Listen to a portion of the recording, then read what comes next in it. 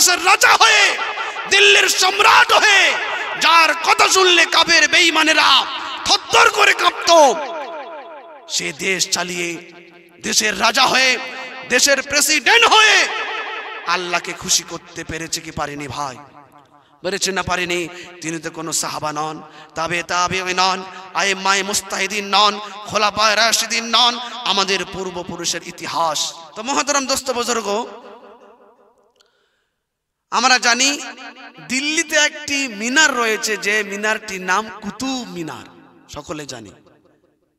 এই কুতুব মিনারে 92,000 যারা দেশ স্বাধীন করেছেন ওদের নাম লেখা আছে। 92,000 মানুষের নাম যারা দেশের জন্য প্রাণ দিয়েছেন।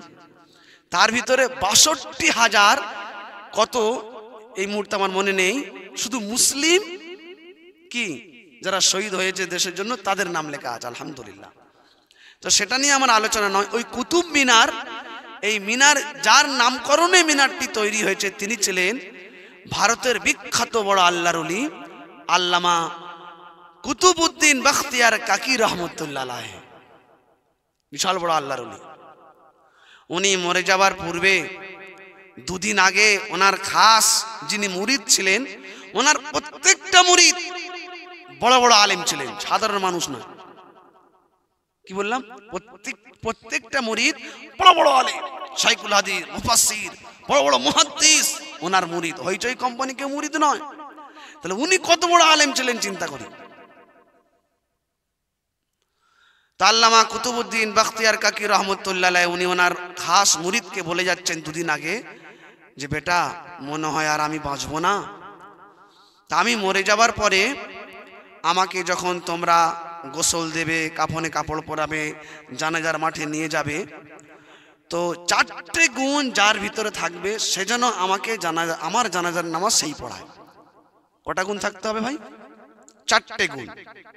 এই 4টে গুণ যদি কারোর ভিতরে না পাওয়া যায়, এবং 4টে একত্র থাকতে হবে, একটা আছে দ্বিতীয়টা নেই, দ্বিতীয় আছে তৃতীয়টা নেই, 4টের ভিতরে 3টা আছে চতুর্থ নেই, এমন হলে হবে না। যদি 4টে গুণ একসাথে কারোর ভিতরে না পাওয়া যায় তো বিনা জানাজায় আমাকে কি কবরের ভিতরে রেখে দেবে। এখন আমাদের ভিতরে কেউ যদি মদ পান করে গাঁজা খেয়ে হার্ট অ্যাটাক করে যদি মারা যায়, আমরা একথা বলতে পারবো যে মাল হচ্ছে গাঁজা খেয়ে মরেছে, চল কোনো জানাজা হবে না, পুঁতে দাও? যে বলবে তার মুখ বাস্ট করে দেওয়া হবে। বলে গাঁজা খেতে পারে কিন্তু নাম আব্দুর রহমান। কুতুবউদ্দিন বখতিয়ার কাকি রহমতুল্লাহ আলাইহ বললেন, বাবা আমি মরে যাওয়ার পরে আমাকে জানাজার নামাজ যেই পড়াবে তার ভিতরে 4টে গুণ থাকা জরুরি। 4টে গুণ যদি না থাকে বিনা জানাজায় আমাকে কবরের ভিতরে রেখে দেবে। 4টে গুণ কি? নাম্বার 1, সে ব্যক্তি 5 ওয়াক্ত নামাজ তো পড়েছে, তবে তার প্রতিটা ওয়াক্তের নামাজ তাকবীরে উলার সাথে পড়েছে। তাকবীরে উলা কাকে বলে? ইমাম যখন আল্লাহু আকবার বলল তারপরে পরে সে আল্লাহু আকবার বলে দাঁড়িয়ে গিয়েছে, একে বলে তাকবীরে উলা। তাকবীরে উলার সাথে সারা জীবন ভোর যে নামাজ পড়েছে, মধ্যখানে 1-2 ওয়াক্ত ছেড়ে গেছে এমন হলে হবে না। আমি নামুল হাসান রাইসি আমি কি বলতে পারবো? আমি পারবো না। তাকবীরে উলা যার জীবনে ছাড়েনি, অর্থাৎ তাকবীরে উলার সাথে সারা জীবন ভোর নামাজ পড়েছে, এমন ব্যক্তি যাতে আমার জানাজার নামাজ পড়ায়। নাম্বার 2, সে তাহাজ্জুদের নামাজ তার জীবনে ছাড়েনি, এমন ব্যক্তি আমার জানাজার নামাজ পড়াবে।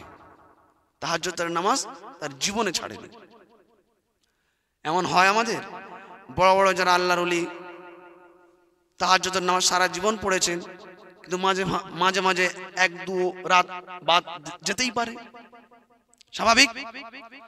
আমার নানা সাধারণ মানুষ ছিলেন, আমার নিজের নানা সাধারণ মানুষ ছিলেন, আম মানুষ, কিন্তু 23 বছর তার তাহাজ্জুদ কাজা ছিল না। 23 বছর আমার নিজের নানা।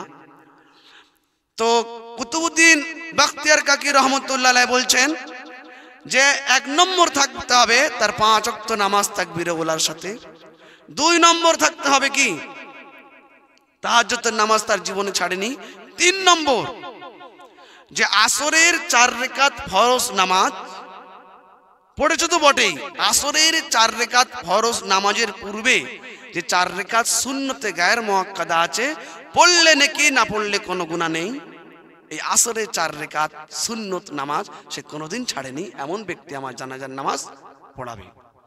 আসরের 4 রাকাত সুন্নত, যে ফরজ নামাজের পূর্বে যে 4 রাকাত সুন্নতে গায়ের মুআক্কাদা রয়েছে, পড়লে নাকি না পড়লে কোনো গুনাহ আছে ভাই? আমরা অনেক সময় পড়ি, অনেক সময় পড়ি না। নাম্বার 4, সে জীবনে চোখ দিয়ে কোনো গুনাহ করেনি। 4টে হলো তো। উনি মারা গেলেন। মারা যাবার পরে যখন জানাজার ময়দানে নিয়ে যাওয়া হলো, হাজার হাজার কাতারে কাতারে ওনার ভক্ত মুরিদ ওলামা হযরতগণ দাঁড়িয়ে পড়লেন। ওনার মুরিদ ঘোষণা করলেন, জামার শায়েখ আমার পীর বলে গেছেন যে 4টে গুণ যার ভিতরে থাকবে সেই জানাজার নামাজ পড়াবে। আপনাদের ভিতরে এই 4 গুণে গুণান্বিত কোয়ালিটির ব্যক্তি কেউ আছেন? সামনে আসুন, জানাজার নামাজ পড়াবে। নাম্বার 1, সে সারা জীবন ভর তাকবীরে উলার সাথে নামাজ পড়েছে। নাম্বার 2, সে তার জিন্দেগিতে কোনোদিন তাহাজ্জুদের নামাজ ছাড়েনি। নাম্বার 3, আসরের ফরজ নামাজের পূর্বে 4 রাকাত সুন্নতে গায়ের মুআক্কাদা রয়েছে, পড়লে নেকি হবে, না পড়লে কোনো গুনাহ হবে না। ওই 4 রাকাত সুন্নতে গায়ের মুআক্কাদা তার জিন্দেগিতে কোনোদিন ছুটে যায়নি। নাম্বার 4, সে তার চোখ দিয়ে কোনোদিন গুনাহ করেনি, গুনার জিনিস দেখেনি। এই 4 গুণে গুণান্বিত কোয়ালিটির ব্যক্তি কেউ যদি থাকেন, তাড়াতাড়ি সামনে আসেন আর হযরতের জানাজার নামাজ পড়িয়ে দিন। 4 গুণে গুণান্বিত কোয়ালিটির ব্যক্তি। আর 4 গুণ কি আমাদের বুঝে এলো তো? নাম্বার 1 কি বলুন? তাকবীরে ওলার সাথে সারা জীবন ভর নামাজ পড়েছেন এমন ব্যক্তি।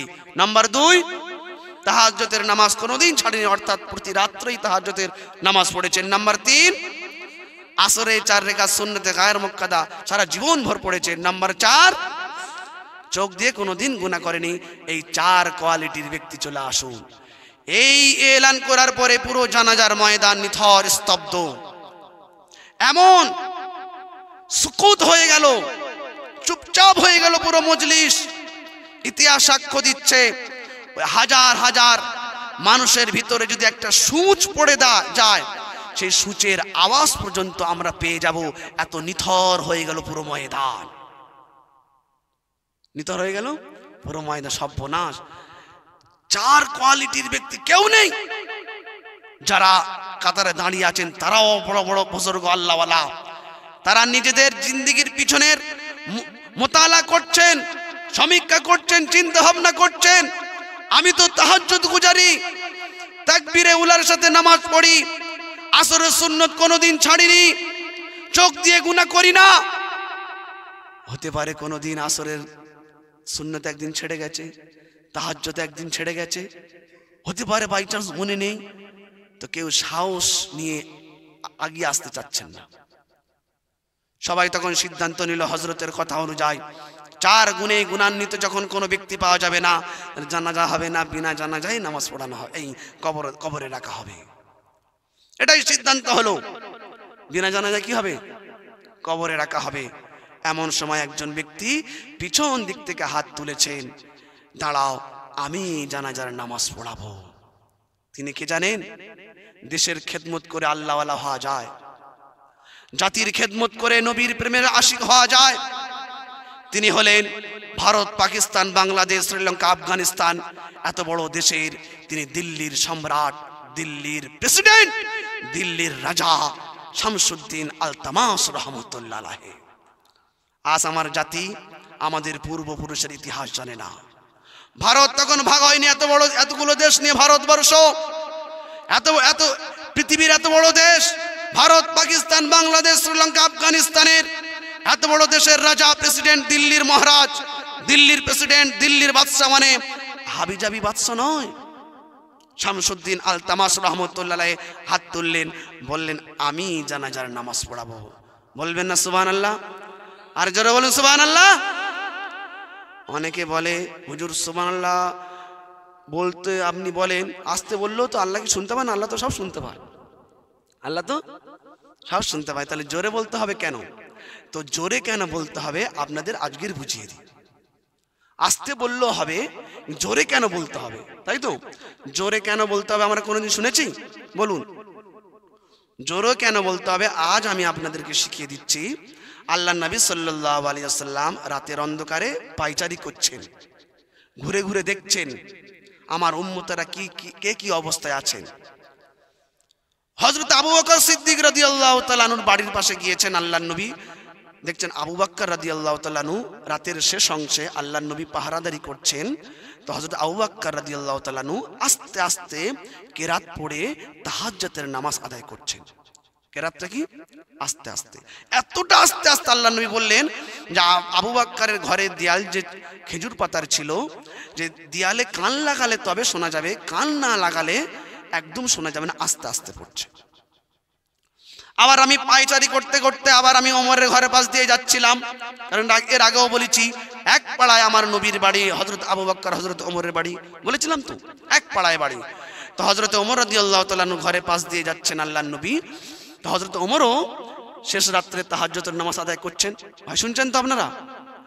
তাহাজ্জুদের নামাজ আদায় করছেন, কিন্তু হযরত ওমর জোরে জোরে কেরাত পড়ছেন। আল্লাহর নবী বলছেন এত জোরে জোরে পড়ছে, আমি অনেকটা দূর থেকে ওমরের কেরাতের আওয়াজ আমি শুনতে পাচ্ছিলাম আমার কানে। সকাল হয়ে গেল, ফজরের নামাজ পড়ে, ফজরের নামাজের পরে প্রতিদিনের ন্যায় আজ হযরত ওমর, হযরত আবু বকর, হযরত আবু হুরায়রা সমস্ত সাহাবারা আমার কাছে ঘিরে বসেছেন।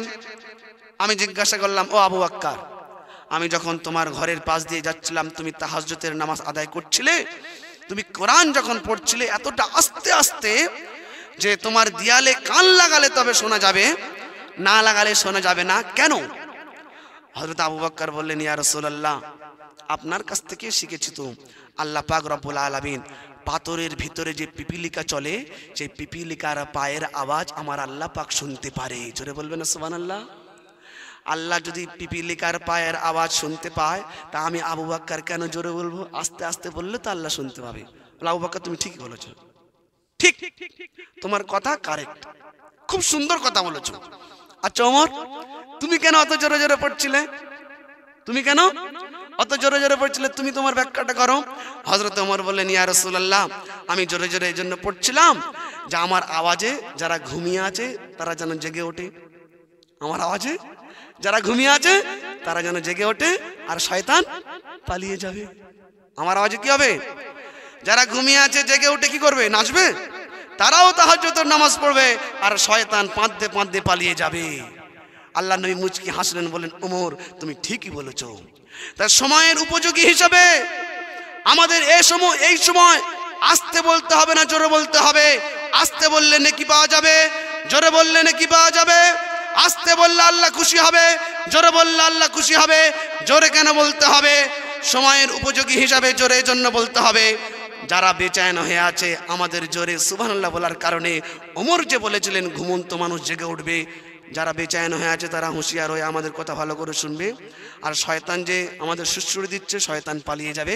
এই জন্য জোরে আমাদের হযরত ওমরের আদর্শ সেখানে গ্রহণ করতে হবে। এই জন্য জোরে বলি সুবহানাল্লাহ। জোরে বলতে হবে না আস্তে বলতে হবে? বলুন, আর বলুন। আমি প্রমাণ করতে পেরেছি হাদিস থেকে, তো এটা কোনো মানে গোপাল ভাঁড়ের গল্প বলেন না, হাদিস থেকে বললাম। তাহলে ওমরকে যদি ফলো করো নেকি হবে, আবু বকরকে যদি ফলো করো নেকি হবে। আবু বকরের আদর্শ গ্রহণ করলে জান্নাতি হবে, ওমরের আদর্শ গ্রহণ করলে জান্নাতি হবে। কিন্তু সময়ের দিকে লক্ষ্য করে জাতিকে সজাগ করার জন্য, শয়তানকে তাড়ানোর জন্য ওমরের আদর্শ এখানে গ্রহণ করতে হবে। যারা বলে সুবহানাল্লাহ। আমার সোনার ভাইয়েরা, আমি কোথায় কথা রেখে দিয়েছিলাম বলুন? যে আল্লামা কুতুবউদ্দিন বখতিয়ার কাকি রহমতুল্লাহ আলাইহির জানাজার 4 গুণে গুণান্বিত কোয়ালিটির ব্যক্তিকে পাওয়া যাচ্ছে না। সিদ্ধান্ত হলো বিনা জানাজায় কবরে রাখা হবে। কি করা যায়? পিছন থেকে হাত তুললেন, আমি জানাজার নামাজ পড়াবো। তিনি কে? দিল্লির সম্রাট, দিল্লির রাজা, দিল্লির প্রেসিডেন্ট শামসুদ্দিন আলতামাশ রহমতুল্লাহ আলাইহি। তিনি বলে আমি জানাজার নামাজ পড়াবো। তিনি এগিয়ে আসলেন, কুতুবউদ্দিন বাখতিয়ার কাকি রহমতুল্লাহ আলাইহির মুখের কাফনে কাপড়টা খুললেন, আর শামসুদ্দিন আলতামাস রহমতুল্লাহ আলাইহি কপালে একটা চুমু খেলেন। কার কপালে? কুতুবউদ্দিন বাখতিয়ার কাকি রহমতুল্লাহ আলাইহির কপালে চুমু খেয়ে বললেন, কুতুব, আমি চাইছিলাম, আমি আমল করে জান্নাতের দিকে যাচ্ছিলাম, তুমি এমন একটা কাজ করলে যে শামসুদ্দিনের আমলটাকে মানুষের কাছে জাহির করে দিলে। ও কুতুবউদ্দিন, তুমি এমন কাজ করলে, আমার গোপন ইবাদতগুলোকে মানুষের কাছে জাহির করে দিলে। আমি ভয় করছিলাম আমার আমল, আমার ইবাদতের কথা যদি মানুষ শুনে যায়, আমার ভিতরে যদি অহংকার চলে আসে, আমার ইবাদত সব জ্বলে পুড়ে ছারকার হয়ে যাবে। কুতুব, তুমি এমন কাজ করলে যে আমার সমস্ত আমলের কথা, তুমি গোপন রহস্যগুলোকে তুমি মানুষের কাছে প্রচার করে দিলে, মানুষের কাছে খুলে দিলে। এই বলে চুমু খাচ্ছিলেন আর কাঁদছিলেন, আর বললেন, ও কুতুবউদ্দিন বাখতিয়ার কাকি, যদি আমার আমলের কোনো ঘাটতি হয়, আমার আল্লাহর কাছে বলবে যে শামসুদ্দিন আলতামাস রহমতুল্লাহ আলাইহি সে ইচ্ছাকৃতভাবে মানুষকে জানাতে চাইনি, একটা সিচুয়েশনে পড়ে মানুষ জেনে গেছে। এটা আমি কেন বললাম? এত বড় দেশের রাজা হয়ে, দিল্লির সম্রাট হয়ে, যার কথা শুনলে কাফের বেঈমানেরা থরথর করে কাঁপতো, সে দেশ চালিয়ে, দেশের রাজা হয়ে, দেশের প্রেসিডেন্ট হয়ে আল্লাহকে খুশি করতে পেরেছে কি পারেনি? ভাই, পেরেছে না পারেনি? তিনি তো কোনো সাহাবা নন, তাবেঈন নন, আইম্মায়ে মুজতাহিদিন নন, খোলাফায়ে রাশিদিন নন। আমাদের পূর্বপুরুষের ইতিহাস, আমার সোনার ভাইরা, আজও আমরা যে অবস্থায় থাকি না কেন, যে লাইনে থাকি না কেন, যদি মনে করি আল্লাহর রেজামন্দি হাসিল করব, আল্লাহর কসম, আল্লাহর খুশি রেজামন্দি হাসিল করার জন্য আমাদের কাছে সে পন্থা, সে লাইন, প্রিয় নবী সাল্লাল্লাহু আলাইহি ওয়াসাল্লাম তরিকা আমাদের কাছে আছে। ইনশাআল্লাহ আমরা করব ইনশাআল্লাহ তাআলা।